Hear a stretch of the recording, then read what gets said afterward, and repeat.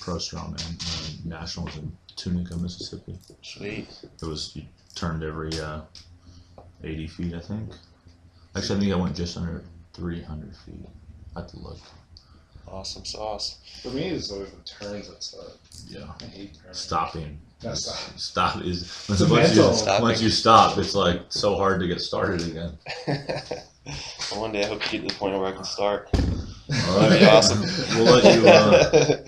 All Let you right. steer the ship, buddy. For sure. All right. Well, here we go, guys. So, greetings, my friends. Jason here with Dogs of WOD Radio, the only show that knows what a Hosefeld stone is. I'm joined today by Scott. I learned today the Legend Porter, and Kenny Bear Miller from CrossFit Tempe. And we got a pretty good show for you today. Ken has a pretty amazing story. I don't know if you guys have been down to CrossFit Tempe or had the opportunity to meet him. Certainly a lot of you guys locally have. But Scott and I invited Ken onto the show. We wanted to see if he'd be kind enough to tell us a little bit about himself and his story and his journey. Yeah, sure. Why not? So basically, one way or another, through my 20s, I accumulated weight, and by the time I was 32, I was almost 600 pounds. It's one of those things that kind of just sneaks up on you, you know. I was like 600 pounds snuck up on you? Yeah. How'd that happen? It just snuck up on me. I was like, one day I had a six-pack, and the next day I was a fat kid. No, I was like 225 in high school. I was a big kid, but I wasn't like anywhere like out of shape.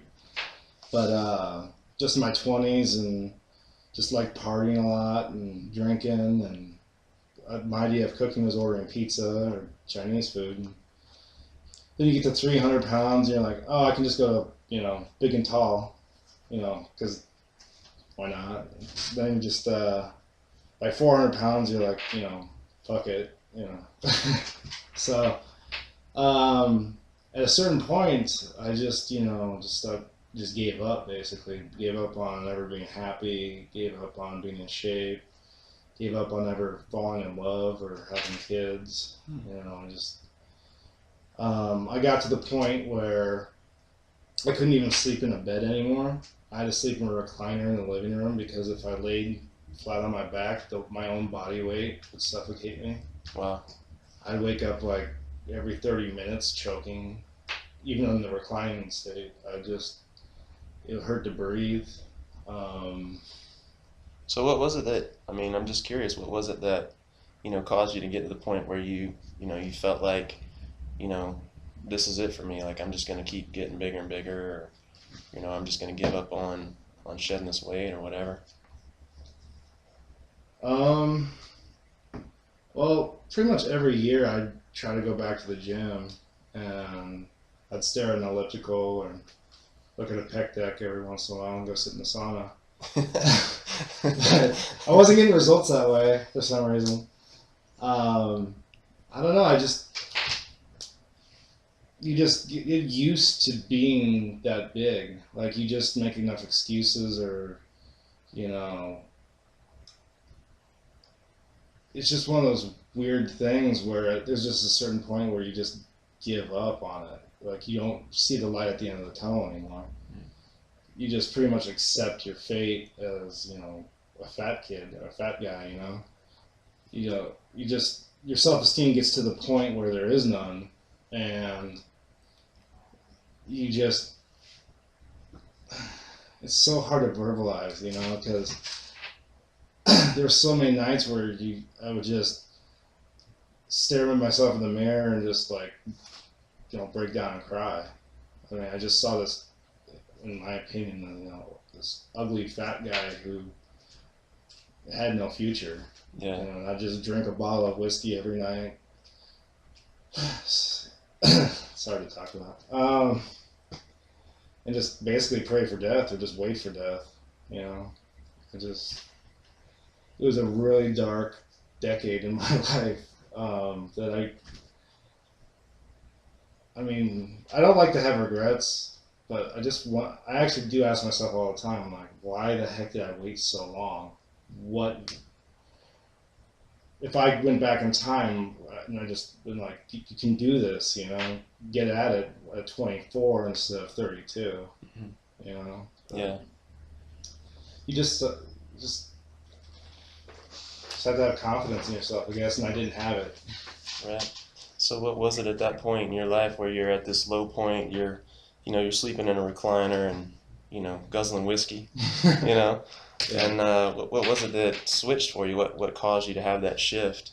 You know, because My rock bottom moment. yeah, what was it, man? I was at a bar with a buddy. Surprise, surprise. And the chair underneath me broke, and I was so big I couldn't even get off the ground by myself. I had my friend help me up. Wow. And there was like a lot of cute college girls around, and they all started snickering and laughing. And I was unbelievably humiliated. Like, I just went home and bawled my eyes out.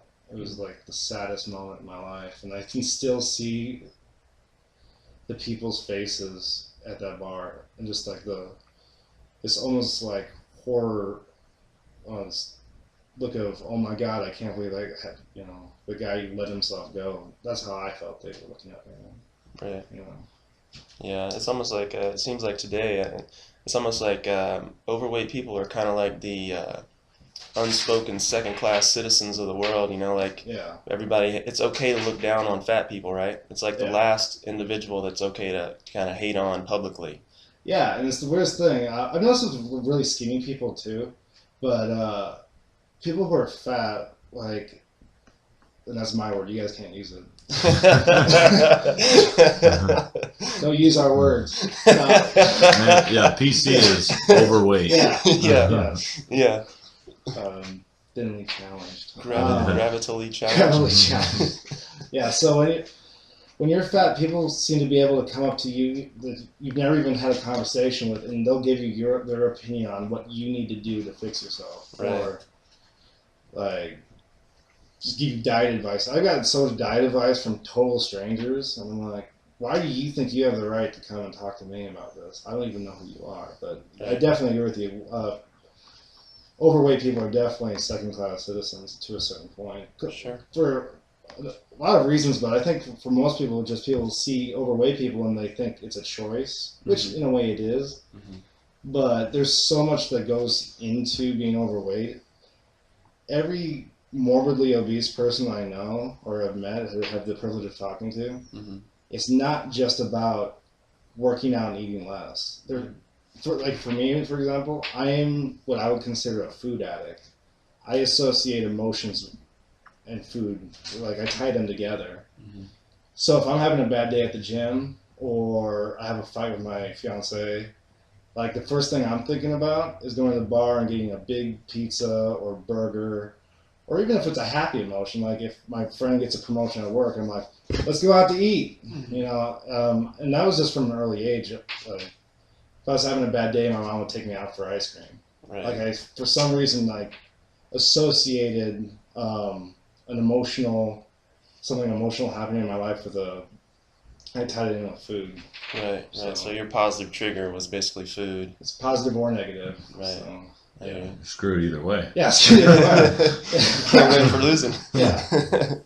Yeah. I'd have a bad day at work, and the first thing I would do out of work is I'd just go through a drive-through at McDonald's. I'd get a double cheeseburger and some McNuggets. And That was that. down with a chocolate shake. So I mean, that just begs the question. I mean, how do you go from, being 600 pounds, sleeping in a chair, you obviously said you had this breakthrough moment, this humiliating moment, to now you own a CrossFit gym. I mean, Yeah. how does that happen? What happens in your life to make that change? Well, so I woke up from, that night. Next day I went down to LA Fitness and hired a personal trainer. And at $100 a week, I was paying somebody to train me. And I got mixed results. I'd lose like 20 pounds and then gain it back. And it was just, go on the elliptical for 30 minutes and then do some step ups or whatever. And around August of 2012, I had pretty much given up again. I was like, you know what? If I just got back to screw it, I'm just gonna be fat. So I quit around my birthday.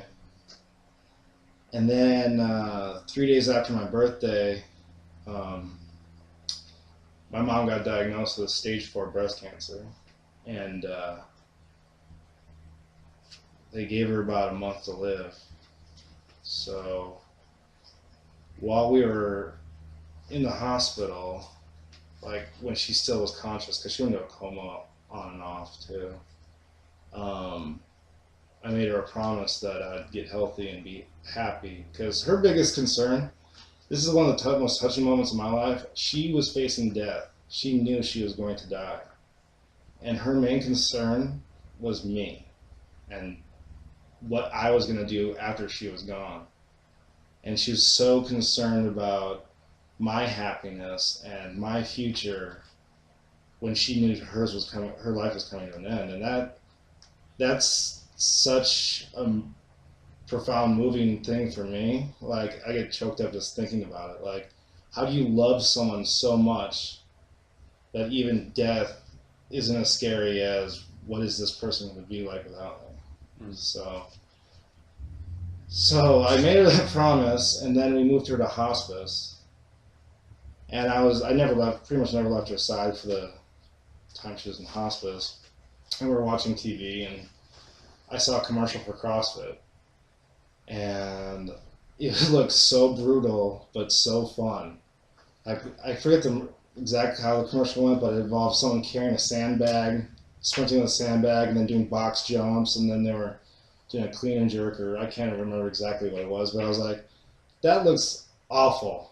Sign me up. Because I was like, it just looked so different than anything I had even conceived about fitness. Like, it was so beyond anything I've seen at LA Fitness. Like, there's no pec deck in it, there's no elliptical. I was like, I'll try it. I'm desperate, you know. Yeah. And so she died 3 weeks after being diagnosed. Then 2 weeks after we buried her, October 1st, I walked through my first CrossFit gym. And might I add, for a week before that, I drove past that CrossFit gym and then turned around and went home. So I was like, not today, not today, maybe tomorrow. Because, like, I think one of the things that CrossFit, it's like a double-edged sword, the sport. Right.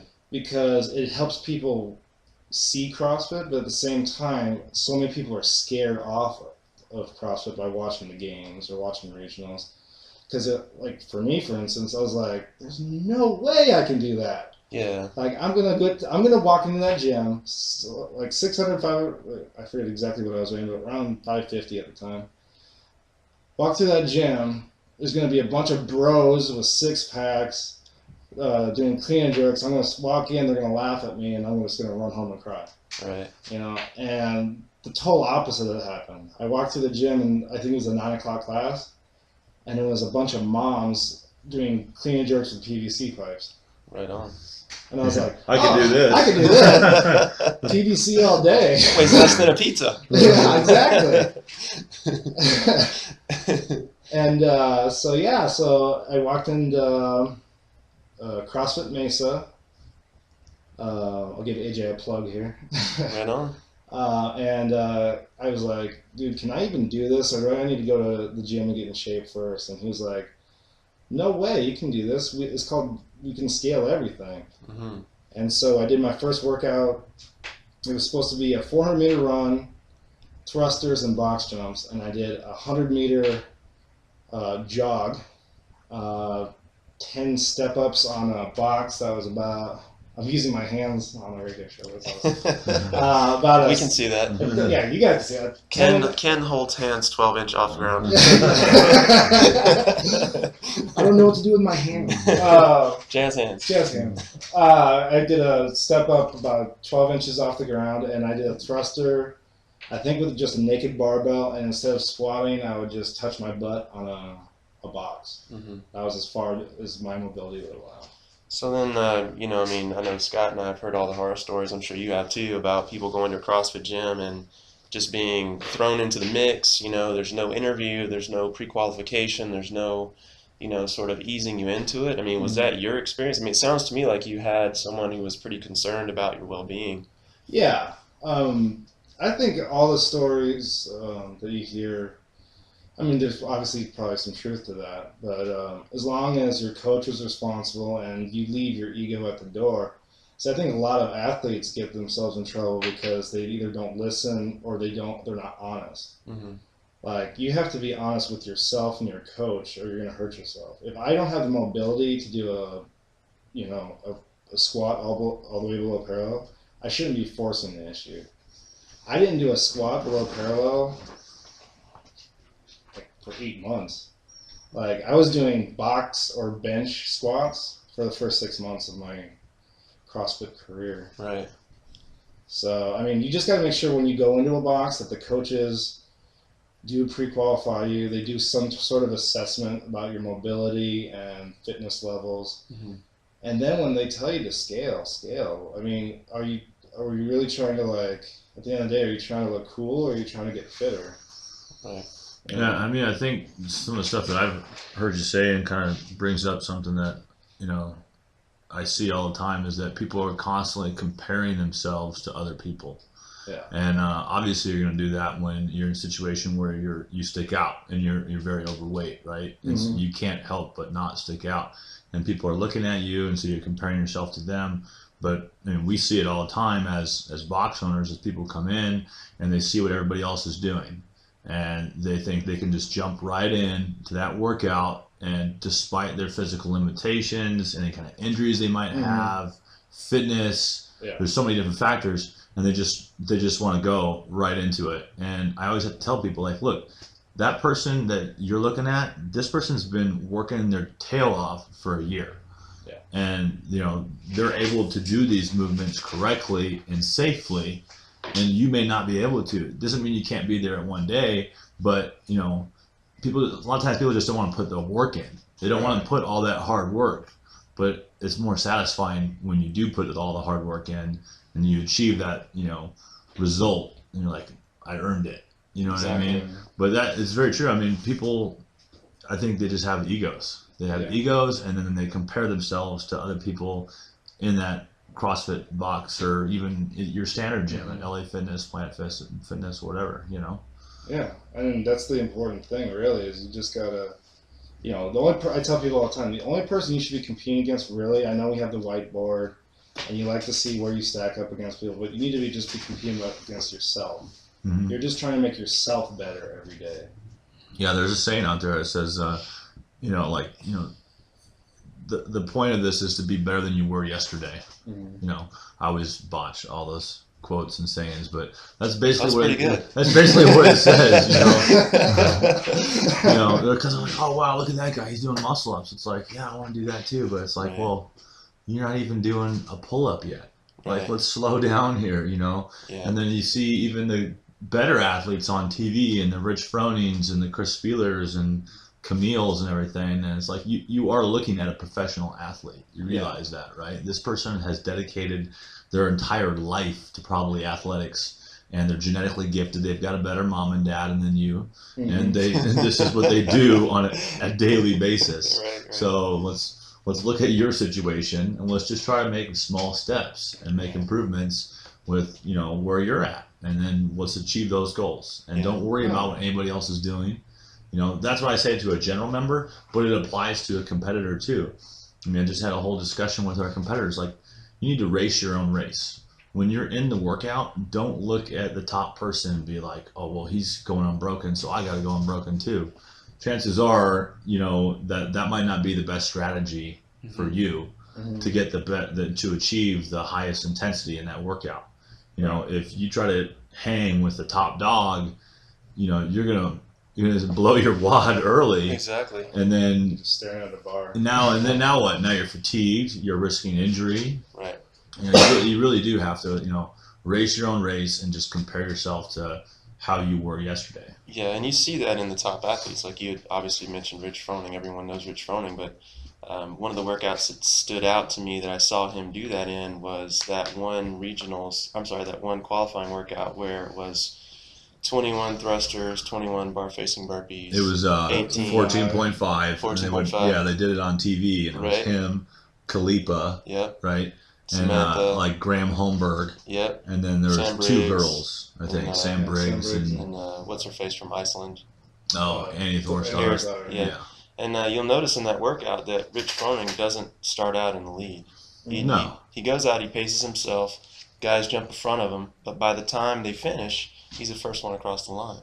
Yeah. Right. So I mean, you would think that as much of this is televised, that people would pick up and take a clue, right? Because the best way to success is to model successful people. Mm-hmm. Well, he's a guy that could have obviously gone faster and chose to pace himself. Yeah. Does anybody else hear 14.5 and get sick to their stomach? Or is that just me? I think when I did it, I think in the middle of the workout, I told myself I will never do this workout again. So if it happens to be a 15 point whatever, I'm taking a 0 for the team that week. Somebody else is gonna have to step up. It's not gonna be me. So. Yeah, that was brutal. I don't know what it is, but bar facing burpees is just a soul crusher for me. Lateral burpees, like, I'm okay with, but that little turn makes all the difference. I can't remember how many reps it is, but it's a lot. I think it's like 100 of each almost. It's 100. Yeah, it's a lot. Yeah, for sure. I don't want to do the math on that right now. Yeah, it's a shit ton of work. That's for sure. Especially at your weight there, buddy. Oh, I know. Yeah. Anybody who complains about like the guys who are 165 pounds talk about how it's not fair that big guys can lift heavier. I'm like, well, every gymnastics move I do, I'm pulling around 300 pounds. More weight. So my box jump should be worth 5 of yours. That's right. It takes a lot of energy to put 300 pounds on top of a 24-inch box. Yeah, no doubt, right? Well, I mean, and it's interesting too. We're kind of getting into, the competitive side, and you guys were talking. Actually, when I walked in the door, you were talking a little bit about the difference between CrossFit as a sport versus CrossFit training, for a specific result. And I'm sure, Scott, you've seen this with a lot of people you work with individually and also groups, and Ken, you as well. So, what does it take for a 600-pound Kenny Bear to become a 300-pound Kenny Bear? Because here you are 300 pounds later, owning a gym, feeling better, engaged, obviously, right? So you solved the love problem, right? Yeah. And now, find someone who can put up with me. Yeah, and own your own business, and how does that balance out? What was your experience? How did you get this result? Because Scott mentioned earlier, we talk about, better than before, better than yesterday, or whatever that platitude is, right? But the difference between platitude and reality is that when you're watching the games, you're seeing a week of an athlete's life, if that, maybe a few hours of that week of that athlete's life. You don't see the 10, 15 years of work that went into creating that, right? Mm-hmm. So I'm sitting here looking at you. I can't even imagine you at 600 pounds. Right. So, screw the platitude. Like what made it real for you? You know what I mean? Well,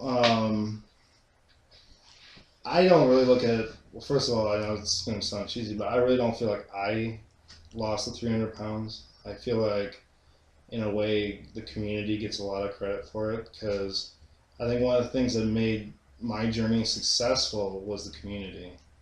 There were so many workouts those first, especially 3 months, where I wanted to quit every single WOD. Like, I was going to get up in the middle of the workout and just leave. But every time, there'd be at least one athlete who'd already blown through the Metcon, like 5 minutes, and he's already dry by the time I'm in my second round. He's already dry. Yeah, he's shaking his protein shaker, like... He's in his car getting ready to go home. He's like, come on, I got shit to do. No, but I was ready to quit, and he's just right there cheering me on and telling me that I can do it.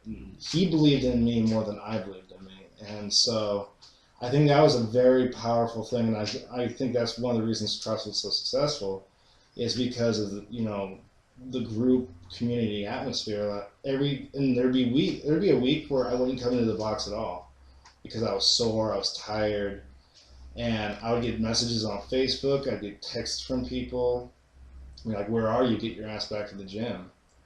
And so it's just best way to answer is slowly but surely I got there. It wasn't like huge loss overnight. I mean, I started out 3 times a week, and then once my body stopped feeling like I was going to die, I'd move to 5 times a week, and then eventually I would do 2-a-days, where I'd come in the morning and I'd do some rowing, go to work, come back home, come back to the box, and do a WOD at night. Yeah.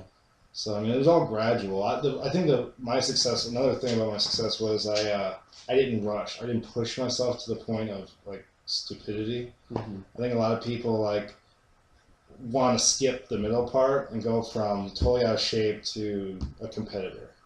And I get that a lot too, where like athletes will be they want to put in the work. CrossFit, and they'll be like, when can I start being the competitors club? People don't want to put in the work. Yeah, that's what it comes down to. You know, just like we just talked about, you have to put in all that hard work to get to that point. Exactly. You can't just get there. I mean, there are a few exceptions, I guess, to the rule that people that are genetically gifted. Like the guy can go muscle up the first day. Yeah, there's always those people. But yeah, it's just with everything. You know, people want the magic pill. You know, so I think it'd be probably the same thing with achieving success in business. You know, you have to put a bunch of hard work into it to get to that point. You don't just have it on day one. Exactly. I was just reading an article today about I can't remember the website, but it was essentially talking about people are trying to lose weight, and instead of making gradual changes to their lifestyle, they try to do all this drastic cuts. And what happens is they like you experienced in the beginning is you end up going back to your old lifestyle and you quit, and you kind of go this yo-yo effect. Whereas if you just start doing gradual small changes that you can sustain long term, then you're going to be more successful. I agree. And, I mean, that's what I tell people all the time. Like, especially like with like diet, for example. Like, let's start out let's eliminate alcohol. Or whoa, yeah. Can I give up cheese first? 1 day a week. Cut out alcohol on Sunday. Football without beer is really boring, right? or like soda. Yeah. Sugary sodas or whatever. Just start there, and make gradual changes and take it one step at a time.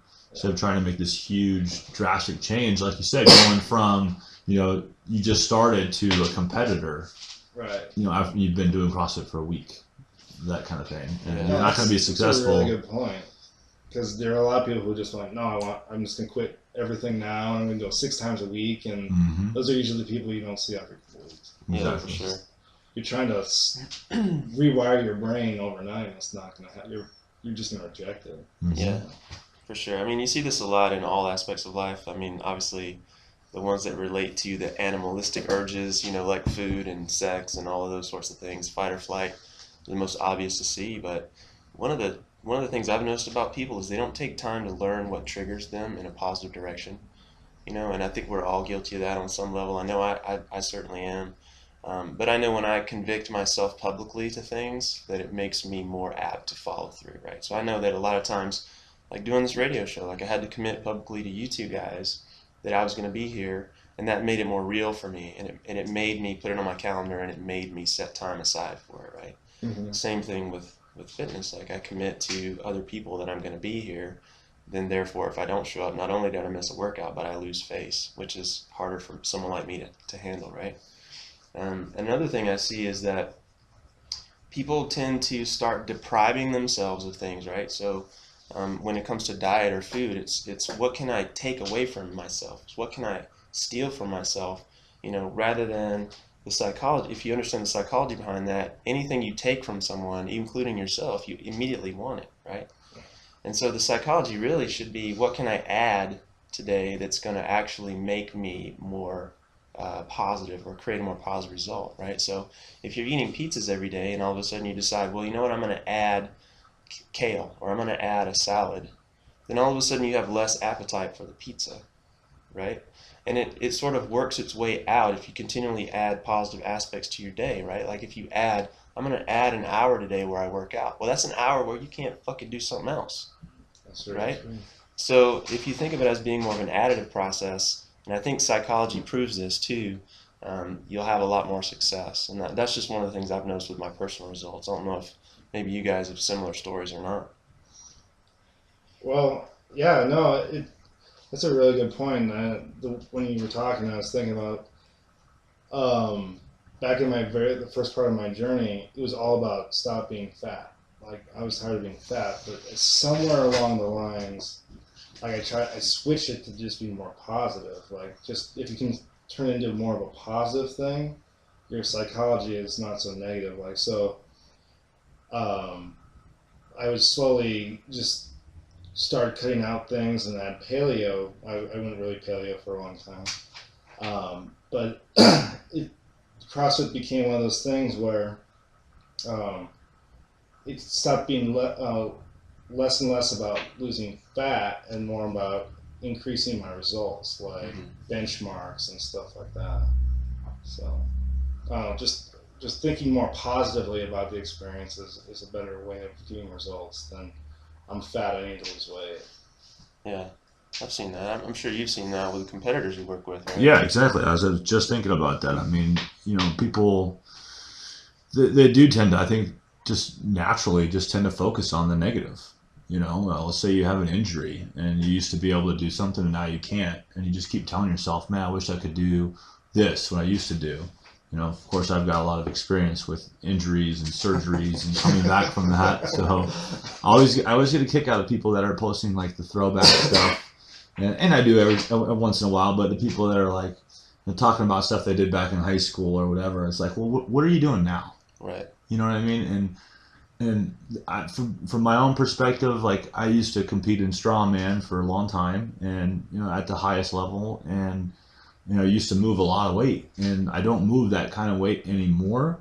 And I've kind of changed my direction with my own fitness. But the way that I stay positive about where I am right now is look at all the things that I can do now that I couldn't do before. Right.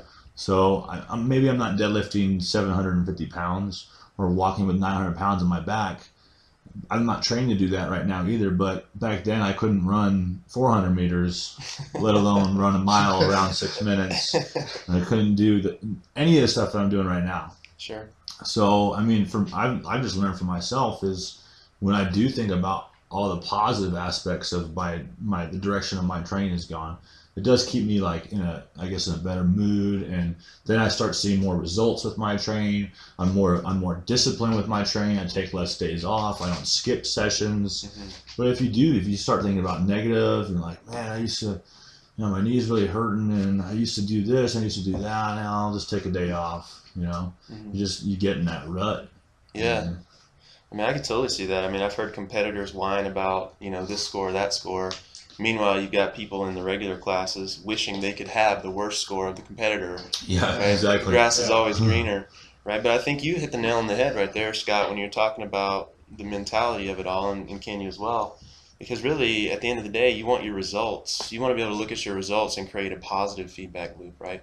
Mm-hmm. You want to look at your results in the light that cause you to be motivated to go in the next day or to cause you to pick up the barbell again, right? Yeah. So if all you're seeing is a negative, how motivated are you going to be to run to the gym and pick up some heavy shit? Exactly. Yeah, not at all. You won't be motivated at all. Exactly. And I to this day still have to do it. I find myself getting wrapped up a lot in scores and numbers, but I always will go back and look at a picture of myself back in the day, or I'll go look at an old score and just be like, look at what you can do now. Like I said, my first workout, I couldn't even run 100 meters, and now I'm doing a very slow 400 meters, But no, it's just always about, putting things in perspective. Sure. Because if I compared myself to the best athlete at my gym, I would just drive myself crazy every day, and I would just get to the point where I'm like, well, why am I even here? Totally. I mean, I own a gym and I can't even do a muscle up, but I try not to put, I try to look at it as a year ago I couldn't even do a push-up. I was doing box push-ups, so it's just about, constantly putting yourself in perspective on your own growth and not being so concerned with other people's progress. Sure. So just stay positive. Totally. Be happy. Don't worry, be happy. Just Right? don't worry, be happy. Yeah, well, I mean, I think well, we're running a little bit short on time. Maybe in the next 5 minutes, I could just get you guys to both weigh in on what you see as, I thought you were going to weigh in. Yeah. Figuratively, weigh in. You don't have to sit on the microphone. Those two words really scare Ken. See, there I go. There I go. Being politically incorrect. Using words like weigh in, man. Sorry. But no, as we wrap it up, I just don't, it'd be cool if you guys could weigh in on, what it really takes to create results, from your opposite perspectives. Like Ken, you're basically coming in as someone who lost a shit ton of weight and has created a lot of not only physical change but mental change. And Scott, you've been working to change not only your former way of training from strength bias to more CrossFit bias, and you're seeing. And I know I've talked to you privately, and you compare your scores to other people's scores. So what do you guys do when you look at the scoreboard? I mean, what is it that you do physically or mentally to really trigger you to come back in that next day?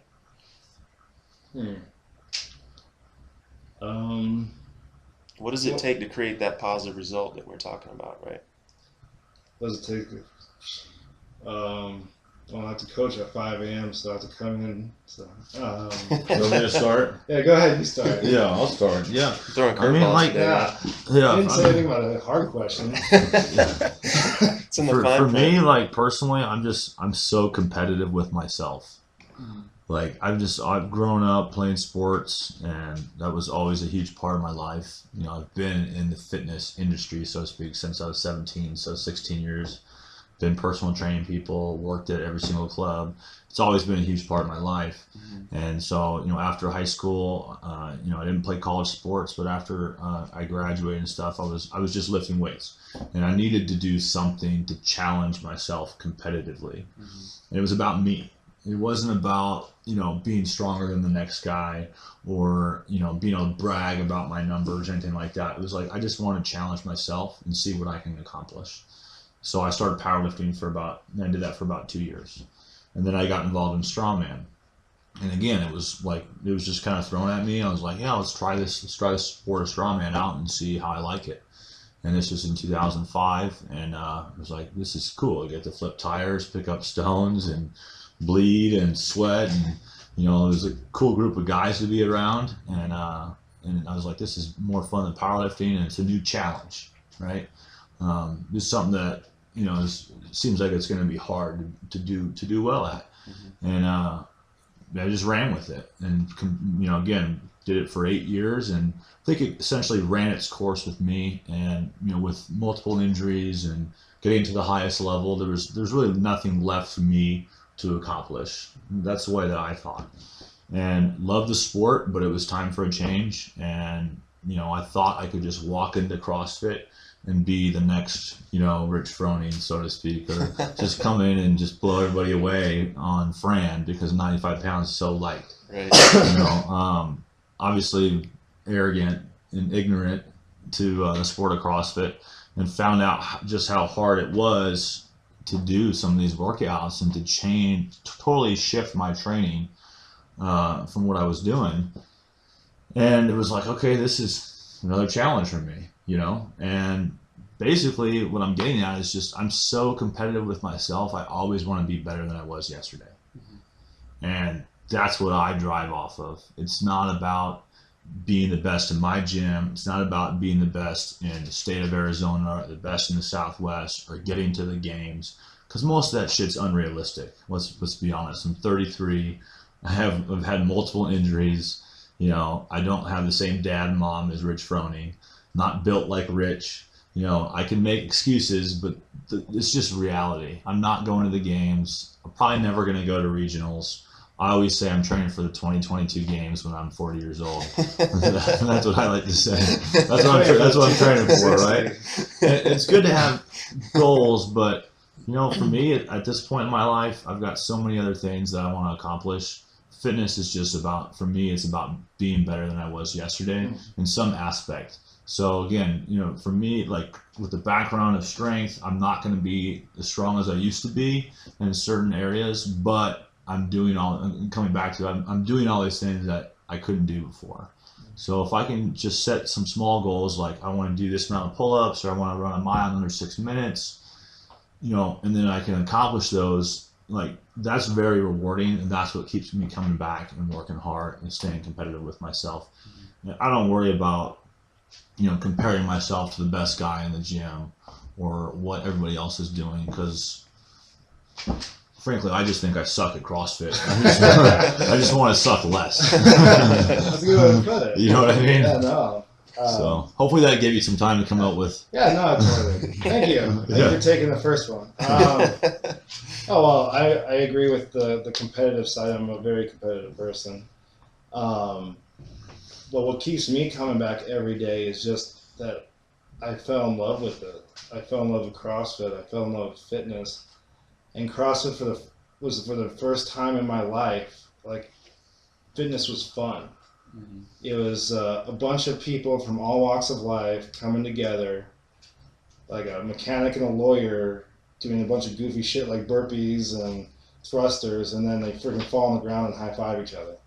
I mean, that's what I fell in love with. The old school CrossFit garage where you come in and you just, get destroyed, and you freaking have that Metcon high afterward where you're like, oh my God, I thought I was going to die halfway through.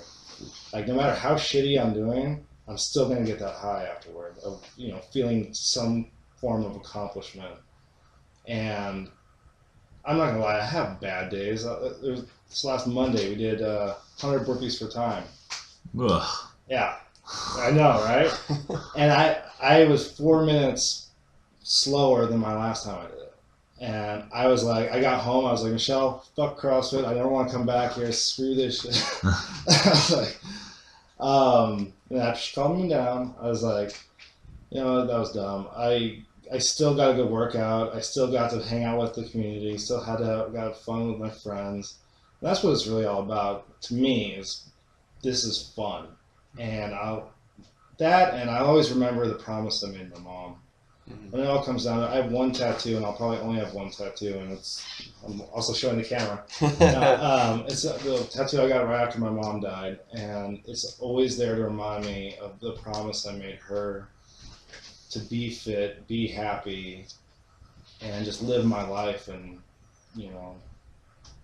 just keep it going. Like, I can't stop, I can't fail because I promised her.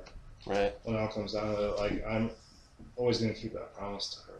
Yeah, well, I mean, the reason I asked this question, and I'll just answer it for me as well, is for me it's more about the mental aspect than the physical aspect. I mean, I'm in my 40s. I'm never going to the games.